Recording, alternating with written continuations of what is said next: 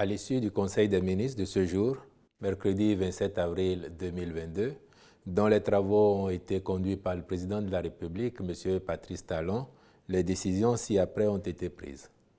S'agissant des mesures normatives, sous cette rubrique, les décrets portant nomination des membres du conseil d'administration de la Poste du Bénin SA et de membres au sein du conseil d'administration de l'Institut national des recherches agricoles du Bénin, INRAB, ont été adoptés.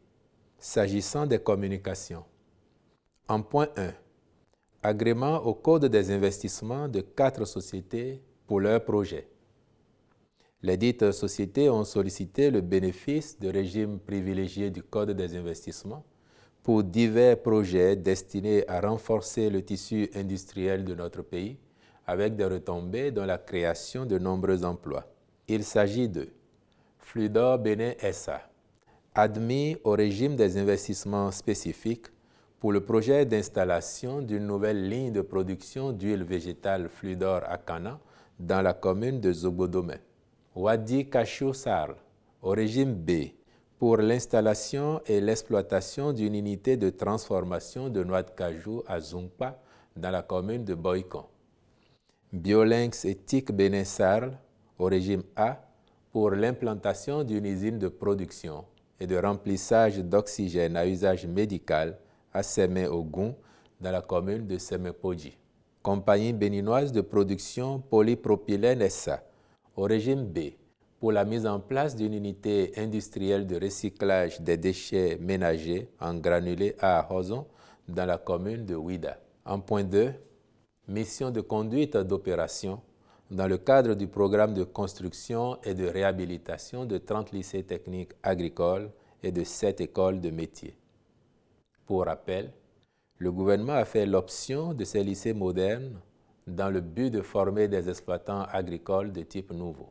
Quant aux écoles de métiers, elles ont vocation à doter notre économie d'ouvriers et de techniciens qualifiés et compétents dans divers domaines tels que ceux de l'énergie, du numérique, des bâtiments et travaux publics, de l'automobile et des équipements industriels, de l'eau et de l'assainissement, des industries du bois et de l'aluminium, du tourisme, de l'hôtellerie et de la restauration.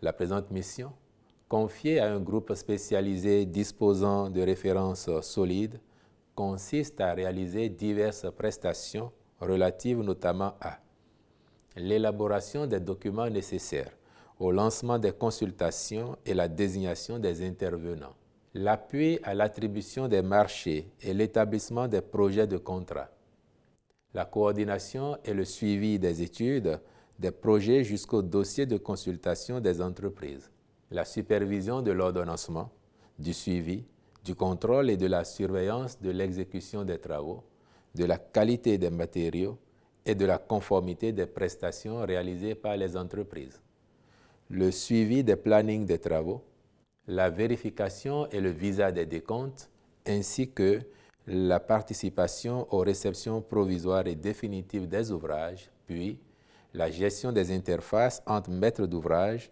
maîtrise d'œuvre, intervenants et entreprises.